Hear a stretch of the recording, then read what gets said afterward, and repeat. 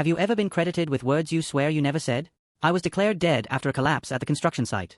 It took them 3 hours to pull my body from the rubble and another 2 to move it, stiff and covered in dust, to the hospital's cold chamber. My pulse was so faint that the doctor on duty signed the death certificate without hesitation. 2 days later, when I opened my eyes, the first thing I saw was the white glare of the ceiling lights and the stunned face of a doctor repeating that this was a miracle. I barely understood, but my confusion turned into shock when my sister showed me a video on her phone. It was my funeral. The image shook. At the lectern, my best friend read a letter beginning with, "Don't cry for me, I chose to go," followed by supposed regrets, apologies, and confessions I had never written or even thought. I asked to see the whole thing. Every line sounded as if someone had opened my head and invented what I should have felt. When I was discharged, ribs still aching and skin marked by tubes, I went straight to that friend's house. I found him in the garage, hunched over a metal drum, feeding the fire with typed pages.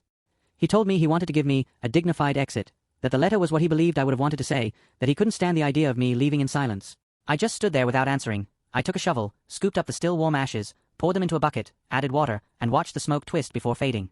I didn't argue. I didn't ask. Since then, I've walked with a strange feeling that I no longer control what others expect of me, because I died one day and lived the next, but the words that echoed at that funeral still linger with everyone. Except me, who never spoke them.